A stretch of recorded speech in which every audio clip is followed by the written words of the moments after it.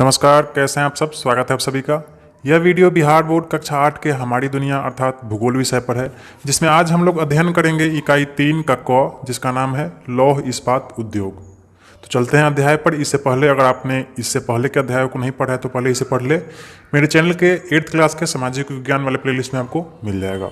ठीक है, तो चलिए शुरू करते हैं अपने अध्याय को। अध्याय का नाम है इकाई 3 का क, लौह इस्पात उद्योग। ठीक है, मतलब आयरन एंड स्टील इंडस्ट्री। लौह का मतलब होता है लोहा यानी आयरन, इस्पात यानी स्टील, उद्योग मतलब इंडस्ट्री, फैक्ट्री। ठीक है, देखिए सबसे पहले तो आज इस अध्याय में हम लोग समझेंगे कि यह जो लौह इस्पात उद्योग है इसको हम लोग पढ़ क्यों रहे हैं, इसका क्या ज़रूरत है हम लोग को, है ना। फिर उसके बाद हम देखेंगे कि लौह इस्पात उद्योग का प्रमुख केंद्र हमारे देश में कहाँ कहाँ है, किस राज्य में इसका बहुत ज़्यादा मात्रा में उत्पादन होता है। ठीक, फिर इसके बाद हम लोग यह समझेंगे कि इसके उत्पादन में कौन कौन सा कच्चा माल लगता है, क्या क्या ज़रूरत पड़ता है लोहा और इस्पात के उत्पादन में। फिर इसके बाद हम लोग इस्पात निर्माण की प्रक्रिया को समझेंगे, यानी लोहा से फिर स्टील कैसे बनाया जाता है इसको समझेंगे। उसके बाद देखिए लौह इस्पात का एक प्रमुख उद्योग का केंद्र है जो सबसे पहले खुला था हमारे देश में 1907 में, जमशेदपुर उद्योग, है ना। इसके बारे में हम लोग समझेंगे, टाटा का है यह। ठीक, उसके बाद फिर देखिए बोकारो उद्योग संकुल के बारे में हम लोग समझेंगे। ठीक है, यहाँ भी स्टील का उत्पादन होता है। उसके बाद फिर देखिए यहाँ वित्तीय वर्ष 2009-10 का डाटा दिया हुआ है। हम लोग इतना पुराना डाटा से काम नहीं चलेगा, हम लोग नया डाटा यानी 2020-21 का डाटा देखेंगे कि कितना स्टील का उत्पादन हमारे देश में आज के डेट में हो रहा है। ठीक, फिर इसके बाद देखिए कुछ अभ्यास प्रश्न हैं, इन सभी को हम लोग एक एक करके अंत तक हल करेंगे। ठीक, तो आप मेरे साथ अंत तक बने रहें। आज हम लोग इस अध्याय को कंप्लीट करके ही दम लेंगे। तो चलिए शुरू करते हैं। घर में कई बच्चे बैठकर खेल रहे थे। कोई थाली पर चम्मच पटक रहा था तो कोई कटोरी को जमीन पर पटक रहा था, है ना। सब पटक पटक के आवाज़ उत्पन्न कर रहा था। कोई रेल तो कोई बस के और कोई साइकिल के खिलौने से खेल रहा था। ठीक, कोई स्टोव पर बर्तन रखकर खाना बनाने का प्रयास कर रहा था। तो बच्चा सब क्या कर रहा था, आपस में खेल रहा था। ठीक, मतलब शोर भी कर रहा था। और यह सब खेल रहा था और शोर जो कर रहा था तो इसके दादाजी देख रहे थे, है ना। तो दादाजी को गुस्सा आना चाहिए, लेकिन दादाजी समझदार थे, गुस्सा इनको नहीं आया। यह समझ गए अभी हमको एक मौका मिल गया बच्चों को समझाने का। क्या समझाने का, तो यह लौह और इस्पात है क्या। ठीक, क्योंकि यह जो बच्चा जिस भी चीज़ का उपयोग कर रहा था वह सब लौह और इस्पात से ही बना था।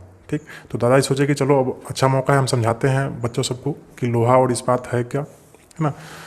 तो देखिए दादाजी क्या समझा रहे हैं कि अधिकांश वस्तुएं जिनका उपयोग हम दैनिक जीवन में करते हैं, है ना, वे सभी लोहा या इस्पात से बने होते हैं। आप देखिए आप अपने जीवन में जितना भी छोटा से छोटा, जितना ही बड़ा से बड़ा चीज़ का उपयोग करते हैं ना, वह सारा का सारा चीज़ जो है वह या तो लोहा से बना है, नहीं तो इस्पात से बना है। सबसे छोटा से छोटा सी चीज़ ले लीजिए, सुई है, कांटी है, थाली है, चम्मच है, साइकिल है, मोटरसाइकिल है, गाड़ी है, यह सब किससे बना है, लोहा से, स्टील से। या बड़ा से बड़ा चीज़ देख लीजिए, आप ट्रेन में चढ़ते हैं, बस में चढ़ते हैं, ट्रक का उपयोग होता है, पुल पर आप चढ़ते हैं, बड़े बड़े मशीन बनते हैं, आपका घर का छत का ढलाई होता है। हर चीज़ में क्या लगता है, लोहा या स्टील लगता है। बिना लोहा या स्टील के आपका जीवन का संकल्पना ही मुश्किल है। ठीक, छोटा से छोटा चीज़ में सिर्फ लोहा ही नहीं, जैसे यह कलम है ना, यह कलम तो प्लास्टिक का है, तो आप तो कहेंगे यह प्लास्टिक का है, लेकिन नहीं, यह प्लास्टिक का है, लेकिन इसको बनने में भी इसको जिस सांचे में ढाला गया होगा वह सांचा भी लोहा या स्टील का ही होगा। एक प्लास्टिक का कुर्सी भी जो होता है उसको बनाने में भी लोहा का उपयोग होता है। ठीक, आप खेत से जो अनाज प्राप्त करते हैं उसको प्राप्त करने में भी ट्रैक्टर का उपयोग होता है, थ्रेसर का उपयोग होता है, वह सब लोहा का बना होता है। आप गेहूँ को पिसवा कर खाते हैं, आटा जिस मशीन में ले जाते हैं पिसवाने, वह भी लोहा स्टील का बना होता है। ठीक, कहने का मतलब है बिना लोहा या स्टील का आप किसी भी वस्तु का कल्पना नहीं कर सकते हैं। लकड़ी का ही कोई फर्नीचर बनता है तो उसमें लोहा का उपयोग होता है, लोहा से उसको काटा जाता है, चिकना किया जाता है। ठीक, तो हर चीज़ जो है लोहा पर ही निर्भर है। बिना लोहा का कोई भी चीज़ बनाना काफ़ी मुश्किल है। तो हमको आशा आपको समझ में आ गया होगा कि यह जो अध्याय हम लोग अभी समझने वाले हैं, लौह इस्पात उद्योग, यह क्यों हमको पढ़ाया जा रहा है। क्योंकि दुनिया का जो भी चीज़ है, आप जिस भी चीज़ का उपयोग करते हैं वो सारा चीज़ इसी पर निर्भर है, लोहा और इस्पात पर ही निर्भर है। अब आगे देखिए, एक बच्चा पूछ रहा है दादाजी से कि अपने देश में लोहा और इस्पात का केंद्र कहाँ कहाँ है ना। तो देखिए हमारे देश में प्रमुख लौह और इस्पात का जो केंद्र है वह झारखंड है, उड़ीसा है, छत्तीसगढ़ है, पश्चिम बंगाल है, कर्नाटक है और तमिलनाडु है। यानी यह सब जो राज्य है इसमें लोहा और स्टील का बहुत ज़्यादा मात्रा में उत्पादन होता है। अब यह सब राज्य है कहाँ, तो एक बार मैप पर भी देख लेते हैं। तो आप देख सकते हैं यह है आपके भारत का मानचित्र, जहां आपका बिहार यहाँ पर है, ठीक। और भारत में जो लौह और इस्पात का जो प्रमुख केंद्र है वह अभी आपने पढ़ा है। देखिए यहाँ पे झारखंड है, पश्चिम बंगाल है, उड़ीसा है और छत्तीसगढ़ है। यह जो चारों राज्य का यह जो क्षेत्र है यहाँ पे लौह और इस्पात का बहुत ज़्यादा मात्रा में उत्पादन होता है, ठीक। इन चारों राज्यों में पश्चिम बंगाल, झारखंड, छत्तीसगढ़ और उड़ीसा। इसके अलावा देखिए यहाँ देखिए कर्नाटक है, दक्षिण भारत के दक्षिण में कर्नाटक है और यहाँ तमिलनाडु है। तो इन दोनों राज्यों में भी लोहा और इस्पात का बहुत ज़्यादा मात्रा में उत्पादन होता है, ठीक है। आप अपने किताब के अगले पन्ने पर भी देख सकते हैं कि किस प्रकार से भारत के मानचित्र पर देखिए यहाँ पे पश्चिम बंगाल में दुर्गापुर है, हीरापुर है जिसको बौनपुर कहते हैं, झारखंड में देखिए बोकारो है, जमशेदपुर है, देखिए उड़ीसा में राउरकेला है, छत्तीसगढ़ में भिलाई है, ठीक। उसके बाद देखिए यहाँ तमिलनाडु में सेलम है, यहाँ कर्नाटक में होस्पेट यानी विजयनगर में होस्पेट है और यहाँ भद्रावती है। तो इस तरह से इन सब जगहों पर लोहा और इस्पात का उत्पादन बहुत ज़्यादा मात्रा में होता है, ठीक है। अगले पन्ने में देखिए यहाँ पे आपको चार्ट भी दिया हुआ है। इस चार्ट को अपने कॉपी में लिख भी सकते हैं, आप इसको याद भी कर सकते हैं, है ना। भारत के प्रमुख लौह इस्पात केंद्र एवं संबंधित राज्य, यानी प्रमुख केंद्र कहाँ कहाँ है जहाँ पे लोहा और इस्पात यानी स्टील का उत्पादन होता है और वह किस राज्य में है। तो देखिए बोकारो झारखंड में है, जमशेदपुर झारखंड में है ना, राउरकेला उड़ीसा में है, भिलाई छत्तीसगढ़ में है, दुर्गापुर पश्चिम बंगाल में है, बर्नपुर पश्चिम बंगाल, विजयनगर यानी होस्पेट कर्नाटक में है, सेलम तमिलनाडु में और भद्रावती कर्नाटक में है। यानी यह सब जगह का नाम है जहाँ पे बड़ा बड़ा फैक्ट्री लोहा और इस्पात का लगाया गया हुआ है, ठीक। और इसके राज्य का नाम है इसके सामने में, ठीक है। चलिए थोड़ा जूम आउट करते हैं, देखते हैं दादाजी और क्या क्या बता रहे हैं। तो देखिए दादाजी कह रहे हैं कि यह एक आधारभूत या पोषक उद्योग है। आधारभूत या पोषक उद्योग का मतलब होता है कि ऐसा उद्योग जिस पर कोई दूसरा उद्योग निर्भर हो। तो कहने का मतलब है लोहा और इस्पात का जो उद्योग है इस पर दूसरे उद्योग भी क्या है, निर्भर है। जैसे यह जो कलम बनाने वाला जो फैक्ट्री होगा वह फैक्ट्री किससे बनता है, लोहा या स्टील का प्रयोग करके इसका फैक्ट्री बनेगा, तब ना यहाँ कलम का उत्पादन होगा। अब जैसे यह किताब है, यह किताब तो देखिए कागज़ का बना है, लेकिन यह जिस फैक्ट्री में बना होगा वह फैक्ट्री तो लोहा का होगा या स्टील का बना होगा, तब तो यह किताब का उत्पादन हुआ होगा, है ना। तो कहने का मतलब लोहा और स्टील जो है वह आधारभूत उद्योग है, ठीक। बिना इस उद्योग के, बिना लोहा या इस्पात के उद्योग के किसी दूसरे उद्योग का कल्पना आप नहीं कर सकते हैं। जैसे आप मान लीजिए आपका कपड़ा ही बनता है, ठीक, तो कपड़ा तो सूती से बनता है या और भी चीज़ से बनता है, लेकिन वह जिस फैक्ट्री में बनता है वह फैक्ट्री तो लोहा या स्टील से होगा ना, बना हुआ, है ना। तो लोहा और इस्पात जो उद्योग है वह आधारभूत और पोषक उद्योग है, ठीक। यानी इसी लोहा और इस्पात उद्योग पर दूसरा उद्योग भी निर्भर है, ठीक है। आशा आपको समझ में आ गया होगा। यहाँ दिया इसका परिभाषा, जिसके उत्पाद पर कई अन्य दूसरे उद्योग निर्भर होते हैं, उसको हम क्या कहते हैं, आधारभूत या पोषक उद्योग कहते हैं। आगे अब देखिए मीना क्या कह रही है कि दादाजी क्या उन उद्योगों को कहीं भी लगाया जा सकता है। तो इसका उत्तर जानने के लिए सबसे पहले तो हमको यह जानना होगा कि यह जो लोहा और इस्पात का जो उद्योग है उसमें कच्चा माल क्या क्या लगता है, ठीक है। उसमें कच्चा माल क्या क्या लगता है, तो देखिए इसमें कच्चा माल में लगता है लौह अयस्क जिससे लोहा निकलता है, ठीक है। इसके अलावा डोलोमाइट, चूना पत्थर और मैग्नीज और जल यानी पानी, ठीक। कहने का मतलब यह जो 5 चीज़ दिया हुआ है, लोह अयस्क, डोलोमाइट, चूना पत्थर और मैग्नीज और जल, यह पांचों चीज़ के मिलने से क्या बनता है, आपका स्टील का उत्पादन होता है, ठीक है। तो देखिए आपको यह जो फैक्ट्री है, लोह और इस्पात का जो फैक्ट्री है, उद्योग है, आपको कहाँ लगाना चाहिए, आपको ऐसा जगह पर लगाना चाहिए जहाँ पे यह पांचों चीज़ आसानी से मिल सके, है ना। अब देखिए आपको लोह अयस्क मिले मान लेते हैं पंजाब में, यह मिले आपको केरल में और यह मिले आपको पश्चिम बंगाल में, है ना, और आप फैक्ट्री लगा दे बिहार में, ठीक। तो इस सभी चीज़ को ढो के लाते लाते ही आपको इतना ज़्यादा पैसा खर्चा हो जाएगा कि आप बिक जाएंगे, है ना, आपका फैक्ट्री चलेगा नहीं। तो हम फैक्ट्री ऐसा जगह पर लगाएंगे जहाँ पे इसके उत्पादन में जितना भी कच्चा माल लग रहा है वह आसानी से अगल बगल में 100 किलोमीटर के अंदर में मिल जाए, ठीक। अच्छा, मिल जाए उसके बाद जो स्टील का उत्पादन हो, स्टील बन जाए, ठीक है, उसको भी हम आसानी से बेच सके। तो कहने का मतलब है अगल बगल में कोई बड़ा शहर हो, ठीक। तो अगर ऐसा जगह हमको मिलता है तो वहाँ पे हम लोग लौह इस्पात उद्योग लगा सकते हैं, ठीक है। यहाँ पे किताब में भी दिया हुआ है, ये कच्चे माल भारी और बड़ी मात्रा में होते हैं, ठीक। यह तो कोई छोटा मोटा चीज़ तो है नहीं, यह पेन तो बनाना है नहीं कि हम इंक कहीं और से मंगा लेंगे और इसका प्लास्टिक कहीं और से मंगा लेंगे एकदम आसानी से, ठीक। इसमें लौह और इस्पात उद्योग में जो भी कच्चा माल लगता है वह बहुत ज़्यादा मात्रा में ट्रक का ट्रक लगता है ना। और उसको परिवहन में करने में, यानी उसको एक जगह से दूसरी जगह ढो कर लाने में ज़्यादा तेल खर्चा होता है, पैसा खर्चा होता है, अधिक लागत आती है, ठीक। तो हम ऐसा जगह पर का चुनाव करेंगे इन उद्योगों का जहाँ पर आसपास में हमको यह सब चीज़ आसानी से मिल जाए, ठीक है। वही कह रहा है कि भारत में छोटा नागपुर का पठार से सटे क्षेत्र जो है, यानी छत्तीसगढ़, उड़ीसा, पश्चिम बंगाल और झारखंड, वहाँ पे उच्च कोटि का लौह अयस्क मिल जाता है, ठीक। इसीलिए इसी के आसपास में बहुत सारा लौह इस्पात केंद्र है, ठीक है। देखिए आप देख सकते हैं यहाँ जो भारत का मानचित्र है, इसमें यह जो क्षेत्र है यह छोटा नागपुर के पठार का क्षेत्र है, ठीक है। झारखंड, छत्तीसगढ़, उड़ीसा और पश्चिम बंगाल का कुछ क्षेत्र आता है ना। यह छोटा नागपुर का पठार है और यहीं पे लौह अयस्क बहुत ज़्यादा मात्रा में मिलता है, यानी लोहा और इस्पात बनाने के लिए जो भी चीज़ का आवश्यकता है ना, वह सब यहाँ पर आसानी से मिल जाता है। इसीलिए मैं देखिए भारत में जितना भी मुख्य लौह इस्पात का जो केंद्र है वह इसी जगह पे है ना, इसी चारों राज्य में यहाँ पड़े हैं। और इसके अलावा देखिए कर्नाटक और तमिलनाडु के क्षेत्र में भी पाया जाता है लौह अयस्क, हाँ। तो इसलिए यहाँ पर भी लौह और इस्पात का उद्योग का केंद्र है, ठीक है। तो वही यहाँ पे भी कह रहा है कि भारत के छोटा नागपुर के पठार के क्षेत्र जो है छत्तीसगढ़, उड़ीसा, झारखंड और पश्चिम बंगाल में, यहाँ पे उच्च कोटि के लौह अयस्क मिल जाते हैं, इसलिए यहाँ पे ज़्यादा मात्रा में उद्योग है लोहा और इस्पात का। ठीक उसी प्रकार देखिए यहाँ पे कर्नाटक में भद्रावती, विजयनगर, आंध्र प्रदेश में विशाखापट्टनम और तमिलनाडु में सेलम स्थानीय संसाधनों का उपयोग कर रहे हैं, यानी अपने आसपास के अगल बगल में ही उनको हर चीज़ मिल जाता है जिससे वे लोहा और स्टील बना लेते हैं, ठीक। तो आशा आपको समझ में आ गया होगा कि यह जो मीना जो प्रश्न पूछ रही है कि दादाजी क्या उन उद्योगों को कहीं भी लगाया जा सकता है, तो नहीं।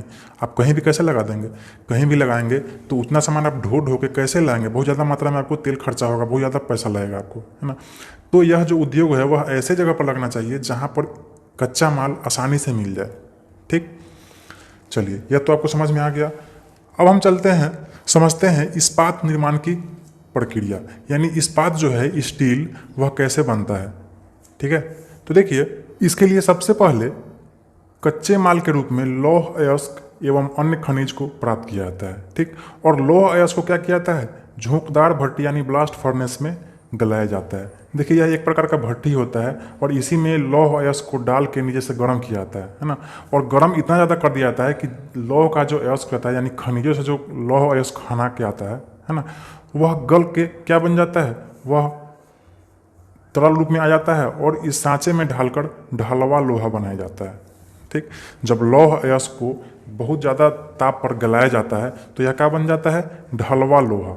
चलिए लोहा तो बन गया, है ना। अब देखिए लोहा भी आप जो यूज करते होइएगा अपने दैनिक जीवन में, वह दो प्रकार का लोहा होता है। एक ढलवा लोहा होता है जिसको कास्ट आयरन कहते हैं, एक पिटवा लोहा होता है जिसको रॉट आयरन कहते हैं, ठीक। ढलवा लोहा जैसे देखिए आप कल से पानी निकालते हैं, वह कल जो होता है वह लोहा का होता है, यानी ढलवा लोहा का होता है, ठीक। और आपके घर में जो लोहा उपयोग होता है, जैसे खिड़की में, दरवाजे में ग्रिल का जो बनता है वह सब किस लोहे से बनता है, वह सब पिटवा लोहे से बनता है, ठीक। ढलवा लोहा को आप मोड़ नहीं सकते हैं, ठीक है, वह फूट जाएगा आप उसको मोड़ेंगे तो। लेकिन पिटवा लोहा जो है वह मोड़ सकता है ना। पिटवा लोहा थोड़ा ज़्यादा मजबूत होता है ढलवा लोहा से, ठीक। तो आपने क्या किया, लौह अयस्क को गला के बना लिया ढलवा लोहा, ठीक। अब ढलवा लोहा को क्या किया जाता है, पुनः गलाया जाता है और ऑक्सीकरण द्वारा उसका अशुद्धता हटा दिया जाता है, ठीक। ढलवा लोहा को फिर से गला के ऑक्सीकरण द्वारा क्या किया जाता है, अशुद्धता हटा दिया जाता है, ठीक। और उसमें क्या क्या मिलाया जाता है, उस लोहे में मिलाया जाता है मैग्नीज, निकेल, क्रोमियम और चूना पत्थर, है ना। चूना पत्थर जो है यह कैल्शियम कार्बोनेट कहते हैं इसको। तो कहने का मतलब है कि इस लोहे में जब यह चारों चीज़ को मिला दिया जाता है, मैग्नीज, निकेल, क्रोमियम और चूना पत्थर, तो अब जो आपका मिश्र धातु बनता है, यानी बहुत सारे धातुओं का मिश्रण हो गया, तो क्या बन गया, मिश्र धातु। तो अब जो मिश्र धातु बना यह आपका बन गया स्टील, यानी इस्पात, ठीक है। तो आशा आपको समझ में आ गया होगा इस्पात निर्माण की प्रक्रिया क्या है, कैसे हम इस्पात को बनाते हैं, ठीक है। चलते हैं अगले पन्ने पे। देखिए अगले पन्ने पे अब रोहित पूछ रहा है, दादाजी क्या हमारे राज्य बिहार में कोई लौह इस्पात उद्योग केंद्र है है ना। यह बड़ा ही अपमान भरा प्रश्न है, क्योंकि बिहार में है ही नहीं एक भी, था भी तो वो झारखंड में था, है ना, वो अब अलग हो गया आपके बिहार राज्य से। ठीक है, तो दादाजी क्या बोल रहे हैं, हाँ, अविभाजित बिहार के जमशेदपुर एवं बोकारो में लौह इस्पात उद्योग केंद्र स्थित थे, परंतु अब ये केंद्र पड़ोसी राज्य झारखंड में है। असल में देखिए जो आपका भारत का मैप है, इसमें यहाँ देखिए बिहार आपका राज्य है और यहाँ झारखंड है। यह पहले एक ही राज्य था, बिहार नाम था पूरा राज्य का। ठीक है, यह दोनों राज्य 15 नवंबर 2000 ईस्वी को यह झारखंड हमारे राज्य से अलग हो गया। और जमशेदपुर और बोकारो जहाँ पे स्टील और आयरन का जो फैक्ट्री है वह कहाँ चला गया, झारखंड में चला गया। झारखंड में ही था बोकारो और जमशेदपुर, है ना, तो हमारे बिहार से अलग हो गया। ठीक, तो वह जो दोनों इस्पात केंद्र है वह कहाँ है, वह झारखंड में है, अपने राज्य में तो नहीं है। तो वही दादाजी समझा रहे हैं कि अब ये केंद्र पड़ोसी राज्य झारखंड में है, अपने बिहार राज्य में कुछ वो नहीं है ना। यहाँ तो कोई फैक्ट्री वैक्ट्री भी नहीं है अपने राज्य में। चलिए अब देखते हैं भारत में कच्चे इस्पात का उत्पादन किस वर्ष। देखिए यह जो डाटा है बहुत पुराना डाटा दिया हुआ है, 2004-05 का है, 5-6 का, 7-8, 6-7 का है ना, 9वीं 10 तक का डाटा दिया हुआ है, अभी 2022 चल रहा है। ठीक, तो हम आपको इसमें नया डाटा बताएंगे। देखिए यहाँ देखिए 2009 से 10 में कितना उत्पादन हुआ है, 64.88 मिलियन टन। ठीक है, 2009-10 में। ठीक, और आपके 2020-21 में कितना उत्पादन हुआ है, तो देखिए यहाँ पे 2020-21 में 118 मिलियन टन उत्पादन हुआ है। ठीक है, अब यह मिलियन टन क्या है आप इसको भी समझ लीजिए। तो यहाँ देखिए मिलियन का मतलब होता है 10 लाख, है ना, आपको पता होना चाहिए, और टन का मतलब होता है 1000 किलो। ठीक, तो उस हिसाब से 2020-21 में आपके भारत देश ने कितना स्टील का उत्पादन किया है, 118 मिलियन टन। यानी 118 पर देखिए मिलियन में कितना सोना है, 1 2 3 4 5 6, 6 को सोना इस पर लगा दे, 1 2 3 4 5 6, फिर टन 1000 kg, 3 को सोना और लगा दे। ठीक, तो इतना किलो उत्पादन हुआ है स्टील का, आप गणना कर ले इसका। ठीक है, तो यह आपका करेंट डाटा है, यह मैंने इंटरनेट से निकाला है। ठीक, चलिए आशा आपको समझ में आ गया होगा। अब इसके बाद जो यहाँ पे दूसरा जो यहाँ पे पॉइंट है, यहाँ पे भारत में ढलवा लोहा का उत्पादन। ठीक है, तो यह पुराना डाटा है, नया डाटा हमको नेट पे भी नहीं मिला है। ठीक, तो आप इसी से अपना देख ले 2009-10 में कितना हुआ है, 20 टन का उत्पादन हुआ है। 20-21 में तो हमको तो नहीं मिला है, बहुत खोजे हैं हम नेट पे। चलिए, तो इससे उतना मतलब ही नहीं है आपको ढलवा लोहा से। मेन चीज़ है आपका स्टील यानी इस्पात। यह कितना उत्पादन हुआ है 2020-21 में, तो 118 मिलियन टन। ठीक है, तो अब चलिए, अभी तक तो आपने यह जाना कि हमारे देश में कहाँ कहाँ बहुत ज़्यादा इसका उत्पादन होता है, तो झारखंड, उड़ीसा, छत्तीसगढ़, पश्चिम बंगाल, कर्नाटक और तमिलनाडु में। ठीक, लेकिन अब हम जानेंगे कि हमारे ये पूरे विश्व में जो स्टील का उत्पादन है वह सबसे ज़्यादा किस किस देश में होता है। ठीक है, तो देखिए विश्व के प्रमुख स्टील के जो उत्पादक है वह सबसे 1 नंबर पर आता है चीन। ठीक, और दूसरे नंबर पर आता है आपका भारत देश। ठीक है, यह गर्व वाला बात है ना। स्टील के उत्पादन में हमारा जो देश है वह पूरे विश्व में दूसरे नंबर पर है। ठीक, सबसे ज़्यादा चीन उत्पादन करता है, उसके बाद हमारा भारत देश उत्पादन करता है, उसके बाद तब जापान का नंबर है, तब अमेरिका यानी यूनाइटेड स्टेट्स ऑफ अमेरिका का नंबर है, तब उसके बाद रूस का नंबर है। ठीक है, तो इस्पात उत्पादन के मामले में हमारा जो भारत देश है वह विश्व में दूसरे स्थान पर है। ठीक, चलिए अब हम चलते हैं आगे। अगला जो हमारा टॉपिक है वह है जमशेदपुर उद्योग संकुल, एक विशेष अध्ययन। ठीक है, देखिए यह जो जमशेदपुर है यह झारखंड राज्य में है।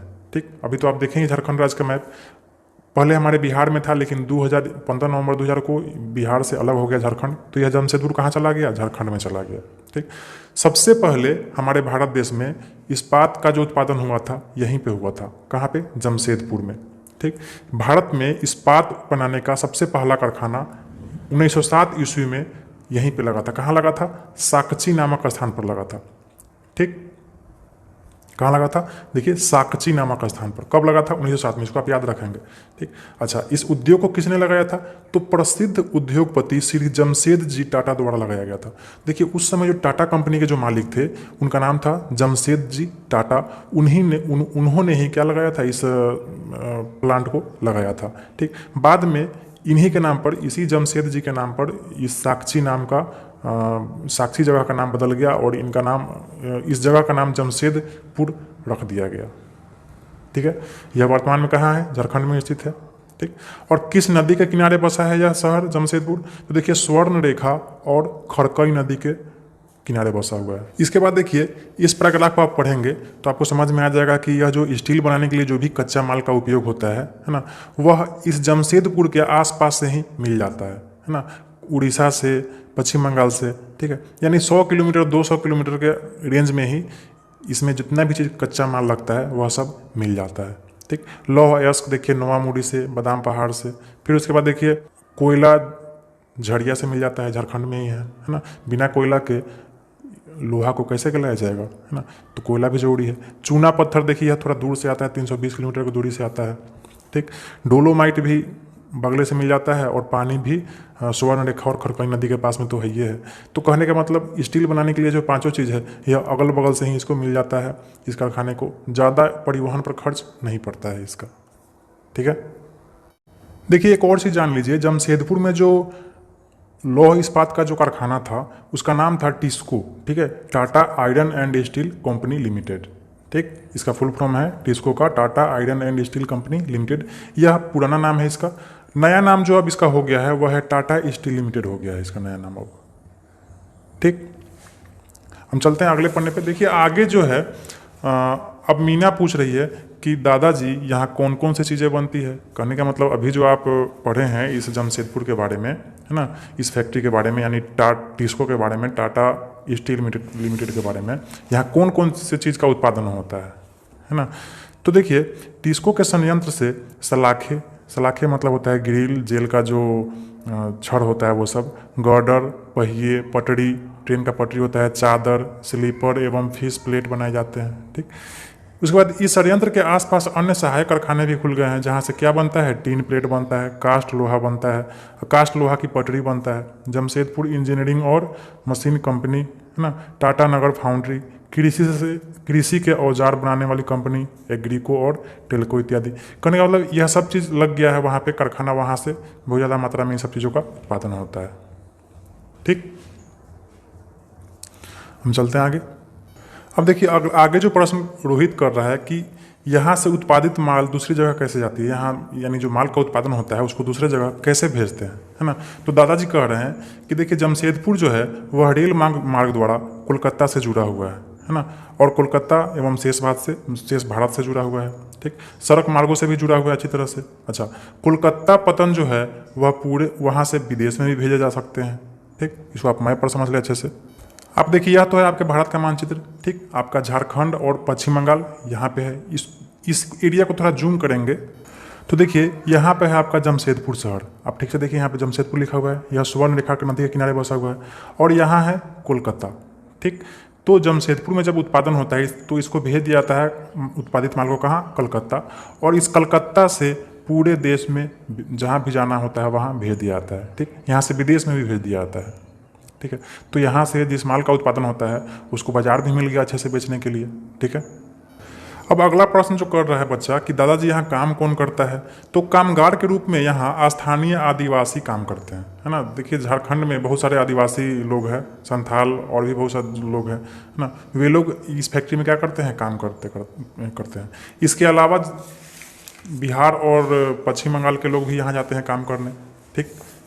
बिहार, पश्चिम बंगाल, उड़ीसा और मध्य प्रदेश के लोग भी इस जगह पे काम करते हैं जमशेदपुर में, ठीक। तो देखिए जमशेदपुर के बारे में आपको आशा है समझ में आ गया होगा, ठीक है, इस जमशेदपुर उद्योग संकुल के बारे में। अब हम जो अगला पर समझने वाले हैं वह है बोकारो उद्योग संकुल, ठीक है। यह बोकारो कहाँ है, तो यह बोकारो भी झारखंड में ही है। तो आप देख सकते हैं यह आपके झारखंड का मैप। यहाँ पे देखिए जमशेदपुर है और जस्ट इसके ऊपर यहाँ पे देखिए बोकारो है, ठीक। यह पहले बिहार और झारखंड एक ही था, लेकिन 15 नवंबर 2000 ईस्वी को यह अलग हो गया झारखंड, ठीक। तो अभी हम इस बोकारो में जो षड्यंत्र है लोहा और इस्पात का उसके बारे में समझने वाले हैं।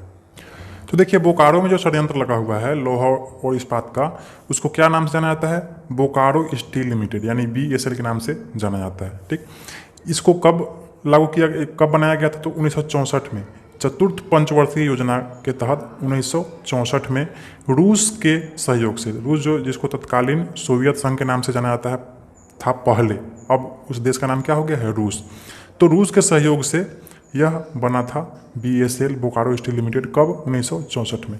चतुर्थ पंचवर्षीय योजना। देखिए आपका देश आज़ाद हुआ था 1947 में, ठीक है। उसके बाद हर 47 में जब आज़ाद हुआ तो 1950 में जवाहरलाल नेहरू ने क्या किया, हर 5 साल के लिए एक योजना तैयार करते थे, है ना, ताकि उसमें हमको क्या क्या करना है और उसको कर देते थे, है ना।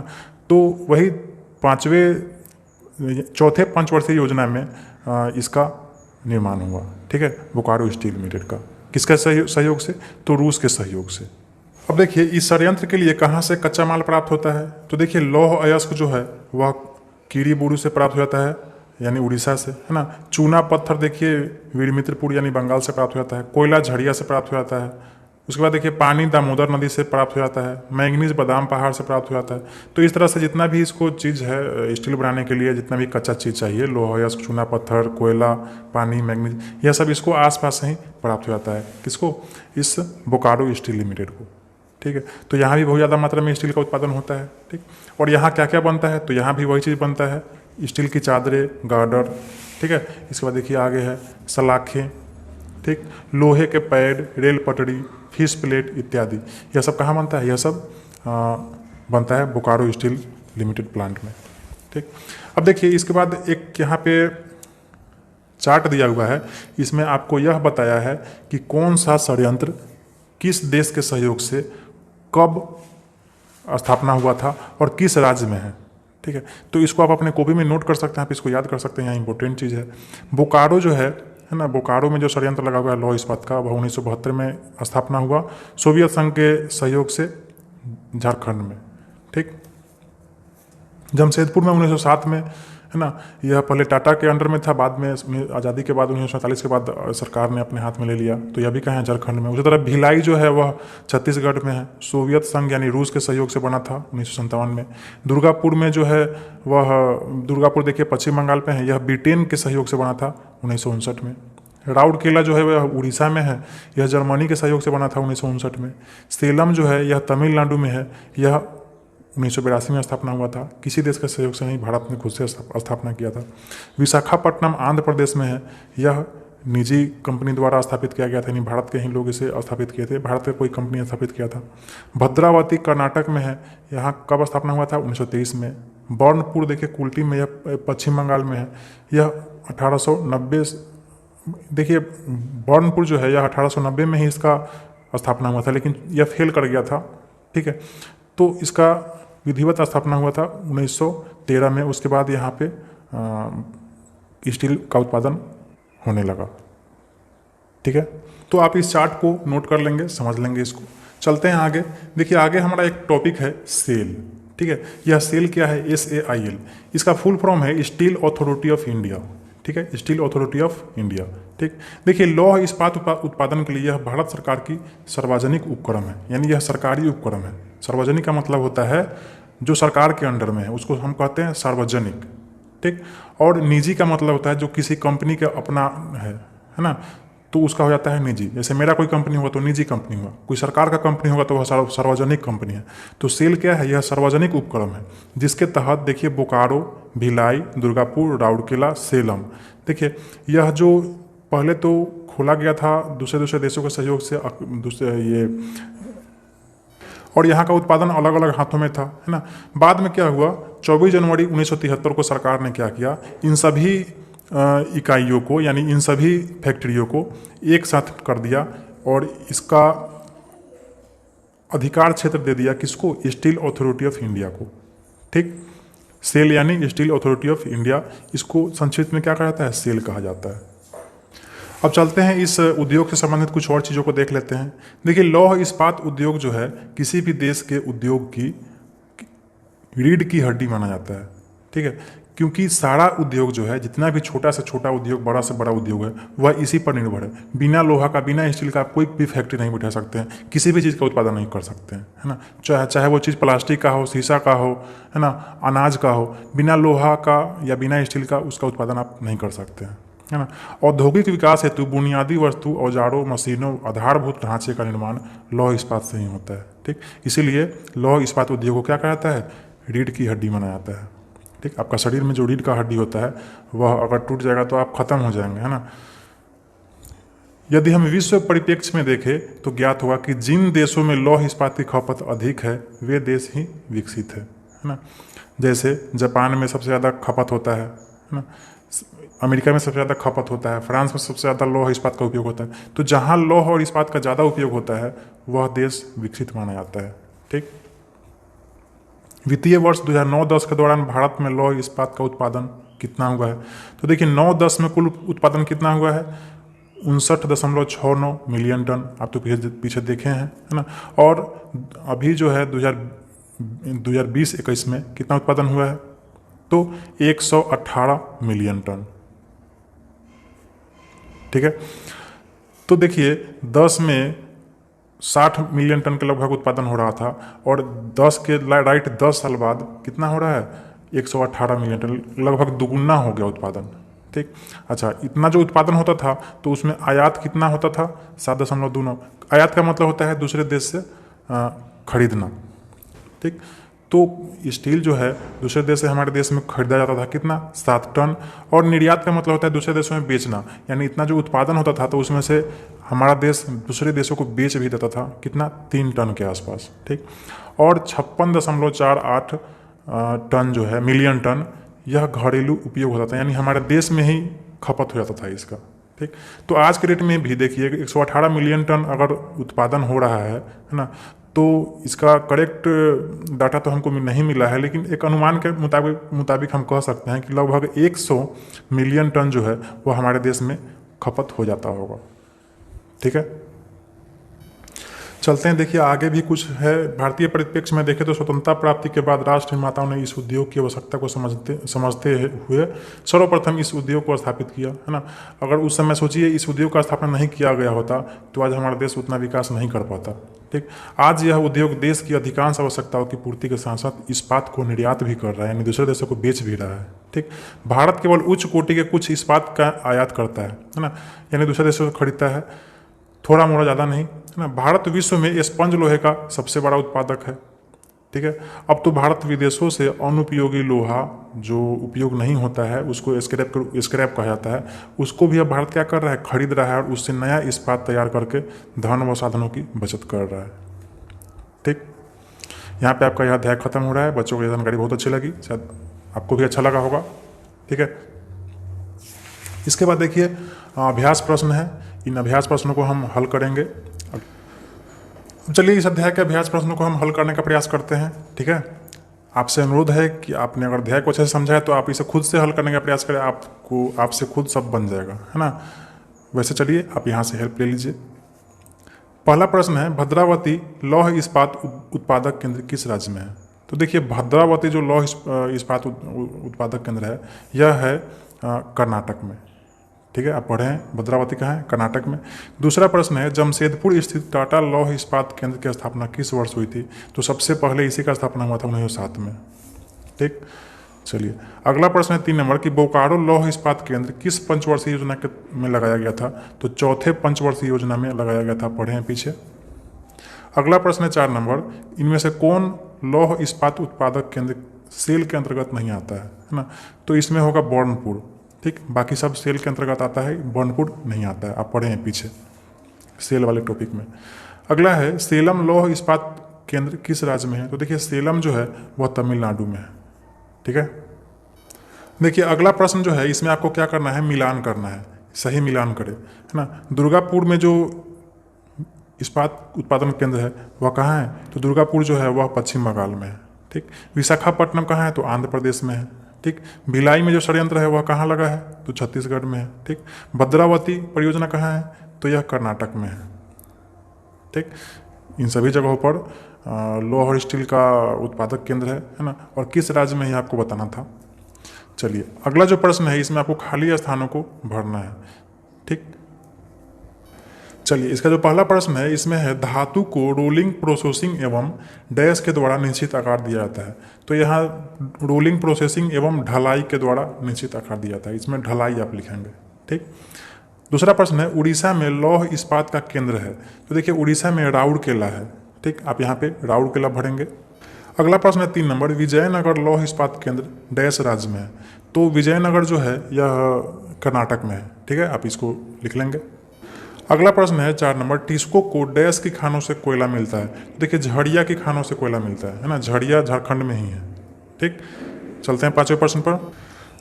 बोकारो लौह इस्पात केंद्र डैश की सहायता से लगाया गया था। तो देखिए बोकारो में जो लौह इस्पात केंद्र लगाया गया था वह रूस की सहायता से लगाया गया था।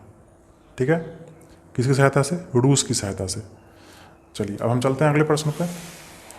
अगला जो प्रश्न है 4 नंबर, इसमें निम्न प्रश्नों के उत्तर दीजिए। पहला प्रश्न है, बोकारो लौह स्थित केंद्र को मैग्नीज किन किन स्थानों से प्राप्त होता है? केंद्रों के नाम लिखिए। आपको बताना है कि बोकारो में जो इस्पात केंद्र है, लौह इस्पात केंद्र, उसको मैग्नीज कहाँ कहाँ से मिलता है। तो देखिए यह है आपका बोकारो वाला टॉपिक। ठीक, और इसमें आपको यह देखना है कि मैग्नीज कहाँ से प्राप्त होता है। तो देखिए यहाँ से आप लिख लेंगे मैग्नीज बादाम पहाड़, गुरु महिसानी एवं सुलायपत से प्राप्त होता है। ठीक है, यहाँ से यहाँ तक आप इसका आंसर लिख सकते हैं। अगला प्रश्न है आपका 2 नंबर, टिस्को को जल की सुविधा कहाँ से मिलती है? देखिए यहाँ है आपका जमशेदपुर वाला टिस्को है ना, और इसको पानी कहाँ से मिलता है? तो स्वर्ण रेखा और खड़कई नदियों से। ठीक, आप यहाँ से इसका उत्तर लिख सकते हैं। ठीक, यहाँ से यहाँ तक कहाँ से? स्वर्ण रेखा और खड़कई नदियों से इसको पानी मिलता है। ठीक, चलते हैं अगले प्रश्न पे। अगला प्रश्न है आपका कि टिस्को में कामगार के रूप में मुख्यतः कौन से लोग हैं? कौन से लोग टिस्को में काम करते हैं? तो आप देखिए ध्यान से, टिस्को में दादाजी ने क्या बताया था? कामगार के रूप में यहाँ स्थानीय आदिवासी तो हैं ही, इनके साथ साथ आप यहाँ से शुरू करेंगे और फिर अगले पन्ने पे आप चलेंगे, बिहार, पश्चिम बंगाल, उड़ीसा तथा मध्य प्रदेश के लोग भी कार्य करते हैं। यहाँ तक आप लिख लेंगे। ठीक, अगला प्रश्न है आपका 4 नंबर, बोकारो लौह इस्पात केंद्र कब और किसके सहयोग से स्थापित की गई थी? इसका उत्तर भी आपकी किताब में ही है। देखिए यहाँ पे चतुर्थ पंचवर्षीय योजना के तहत 1964 में रूस यानी तत्कालीन सोवियत संघ के सहयोग से सार्वजनिक क्षेत्र के प्रक्रम के रूप में इसकी स्थापना की गई थी। आराम से आप यहाँ से यहाँ तक लिख सकते हैं। ठीक है, अगला प्रश्न है 5 नंबर आपका कि टिस्को में बनने वाली कुछ चीज़ों के नाम लिखिए। टिस्को में कौन कौन सा चीज़ बनता है? देखिए यहाँ पे टिस्को के संयंत्र से क्या क्या चीज़ बनता है। देखिए यहाँ पे आप यहाँ से इसका लिख सकते हैं, सलाखें, गार्डर, पहिए, पटरिया, चादरें, स्लीपर एवं फिश प्लेट बनाए जाते हैं। ठीक, आप यहाँ से यहाँ तक लिख सकते हैं, ज़्यादा आपको नहीं लिखना है इसमें। ठीक, चलिए अगला जो प्रश्न है 5 नंबर, इसमें थोड़ा ज़्यादा बड़ा में आपको आंसर देना है। टिस्को लौह इस्पात केंद्र को मिलने वाली सुविधाओं का विस्तृत वर्णन दीजिए। यानी टिस्को लौह इस्पात केंद्र जो है उसको सुविधा यानी आसानी से कच्चा माल कहाँ कहाँ से प्राप्त हो जाता है, इसी के बारे में आपको लिखना है। तो देखिए इसका आंसर आपकी किताब में ही है, आप यहाँ से आसानी से लिख सकते हैं, है ना। आप यहाँ से लेकर यहाँ तक आराम से नदियों से मिलती है। ठीक है, नदियाँ पूरा करती है। आप यहाँ से लेकर यहाँ तक लिख सकते हैं। नदिया के बाद आप लिख देंगे पूरा करती है। यहाँ पे देखिए पूरा करती है लिखा हुआ है, यहाँ तक लिखना है आपको। ठीक, ज़्यादा नहीं, इतना ही लिखना है। यहाँ से लेकर यहाँ तक आप लिख दे, सर आपका आंसर हो जाएगा। अगला प्रश्न है आपका, बोकारो लौह इस्पात केंद्र को उपलब्ध भौगोलिक सुविधाओं का वर्णन कीजिए। यानी बोकारो में जो लौह इस्पात केंद्र है उसको कहाँ कहाँ से सुविधा प्राप्त हो रहा है, तो उसके बारे में भी आपको लिख देना है। तो देखिए इसके बारे में आप यहाँ से लेकर यहाँ तक लिख सकते हैं, है ना। जितना भी कच्चा माल है वह आसपास से ही मिल जा रहा है, तो यहाँ से यहाँ तक आप लिख दे, इसका आंसर आपका हो जाएगा। ठीक, चलते हैं आगे। आपका अगला प्रश्न है, इस्पात निर्माण की प्रक्रिया को स्पष्ट कीजिए। तो इस्पात निर्माण का जो प्रक्रिया है वह भी आपके किताब में देखिए स्पष्ट किया हुआ है। कहाँ पे? तो यहाँ पे। ठीक है, इस्पात निर्माण की प्रक्रिया आप क्या करेंगे, आप यहाँ से शुरू करेंगे और यह पूरा लिखते चले जाएंगे। ठीक है, आपके पास तो किताब होगा ही, नहीं किताब है तो यहाँ से आप स्क्रीनशॉट ले ले। ठीक, इसके बाद यहाँ से अब इस धातु को रोलिंग, प्रोसेसिंग एवं ढलाई के द्वारा निश्चित आकार दिया जाता है। यहाँ तक आप इसका उत्तर लिख सकते हैं। ठीक, यहाँ से शुरू करेंगे, यह पूरा लिखेंगे, यहाँ से लेकर पूरा, और फिर यहाँ पे यह 2 लाइन लिख के यहाँ पे ख़त्म कर देंगे।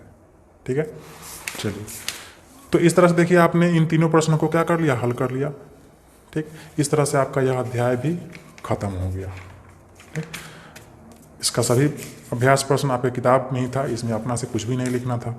ठीक, तो यह वीडियो आपको कैसा लगा आप हमें कमेंट करके ज़रूर बताएं। वीडियो अगर अच्छा लगा तो कृपया वीडियो को लाइक करें और मेरे चैनल को सब्सक्राइब करें, अपने दोस्तों को शेयर करें। पढ़ते रहें, खुश रहें।